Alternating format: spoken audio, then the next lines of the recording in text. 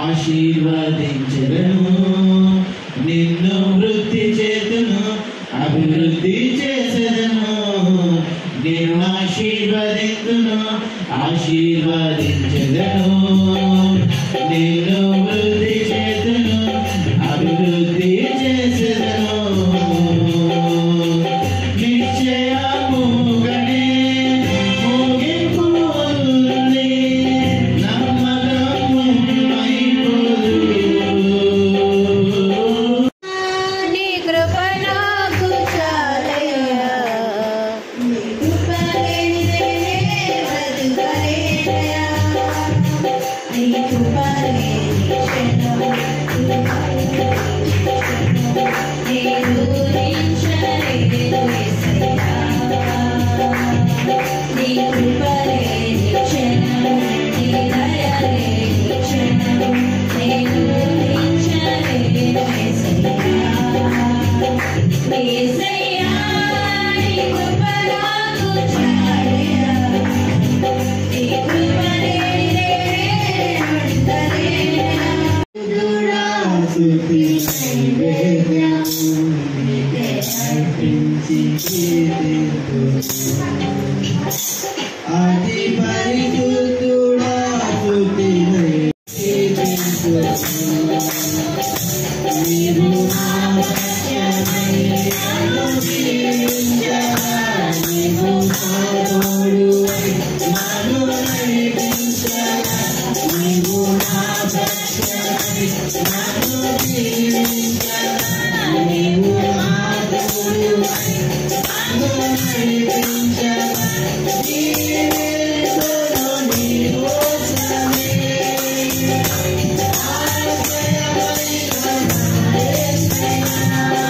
గుడవు నీవే నీవే నా యేసయ్యా, నా కన్నీ నీవే నా యేసయ్యా. దేవాది దేవుడవు, ప్రభువులకు ప్రభుడవు, నీవే నీవే నా యేసయ్యా, నా కన్నీ నీవే నా యేసయ్యా. గొప్ప దేవుడవు యేసయ్యా, గొప్ప దేవుడవు యేసయ్యా.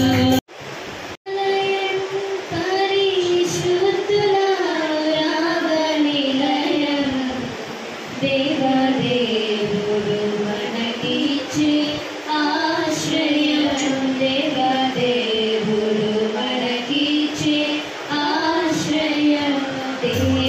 దేవాలయం పరిశుద్ధుడాను రాగనిలయం, దేవదేవుడు మనకిచ్చే ఆశ్రయం, దేవదేవుడు మనకిచ్చే ఆశ్రయం.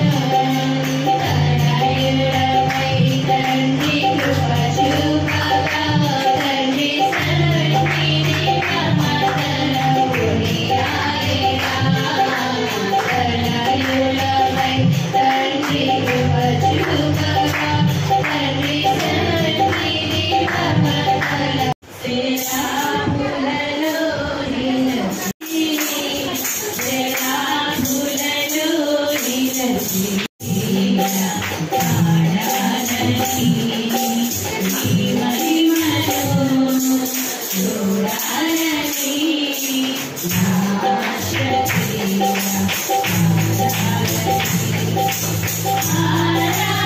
ఆరాధించాలని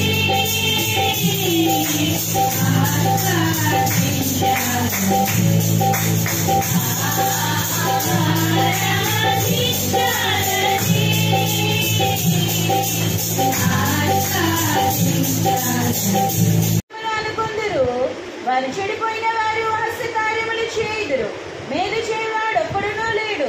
హల్లెలూయా. 4వ వచనం చదవండి.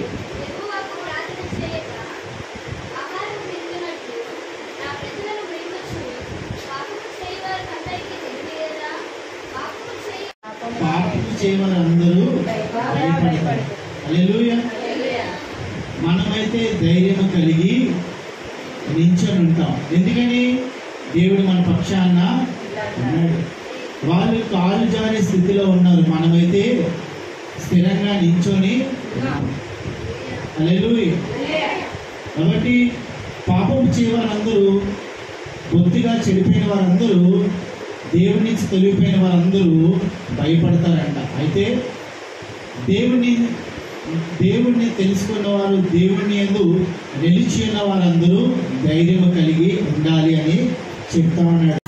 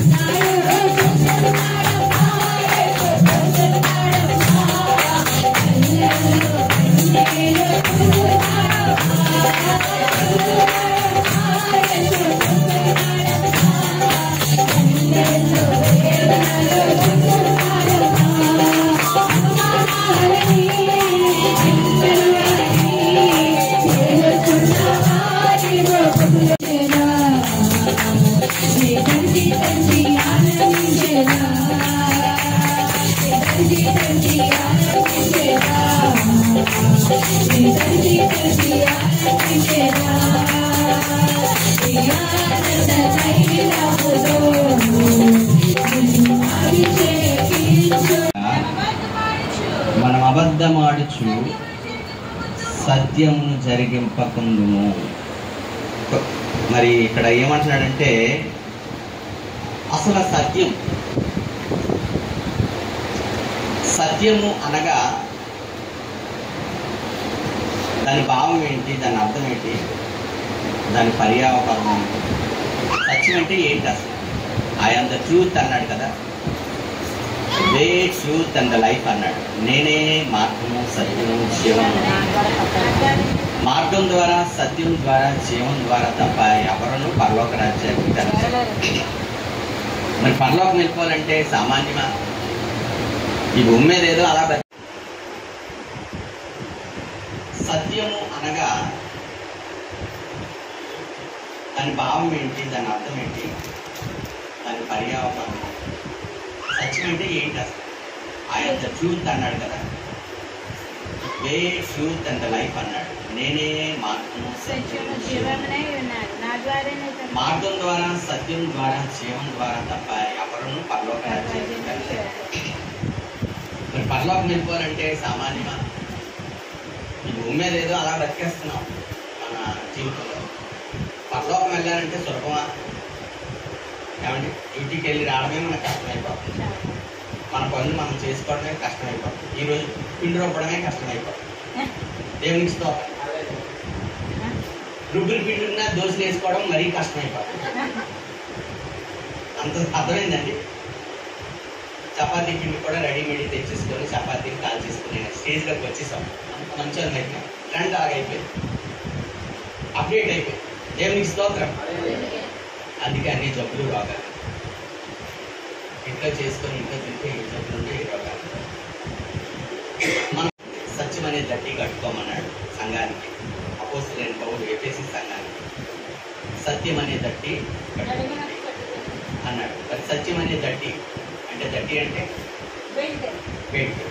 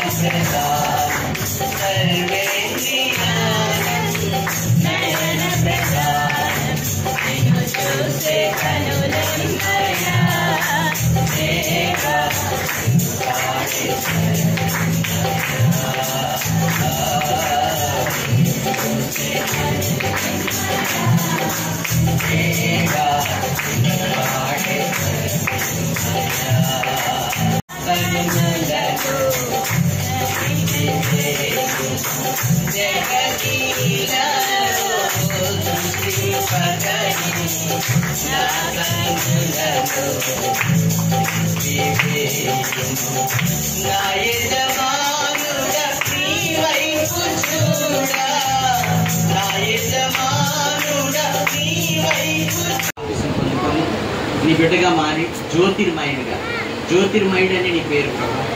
జ్యోతిర్మయిగా నాయన నీ కుమార్తె ఈ రోజు నుంచి పిలవపడడానికి నీ కృపను దయచేయండి.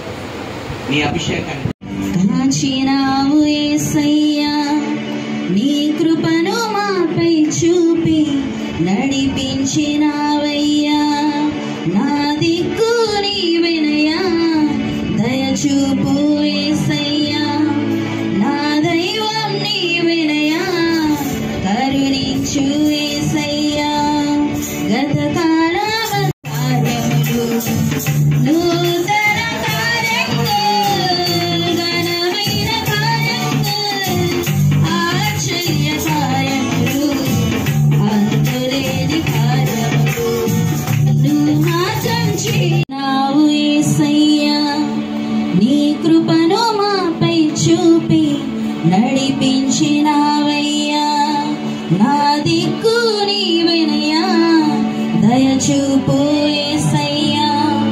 నా దైవం నీవెనయ్యా, కరుణించు యేసయ్యా. గతకాలమంతయును కాచినావు యేసయ్యా.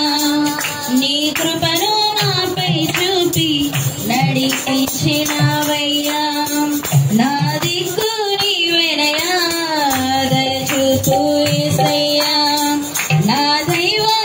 ఇప్పుడు మన పరమ తండ్రి అయిన దేవుని ప్రేమయు, ప్రభువైన యేసుక్రీస్తు వారి కృపయు, పరిశుద్ధాత్మని యొక్క అన్యోన్య సహవాసమును కూడి వచ్చిన మనకును తన ప్రేమించిన సకల పరిశుద్ధులకు సదాకాలము తోడయుండి నడిపించునుగాక. ఆమేన్. యేసు రక్తమే చేయి, ప్రభు యేసు రక్తమే చేయి, ప్రభు యేసు రక్తము సంపూర్ణ విజయం కలుగునుగాక. ఆమేన్.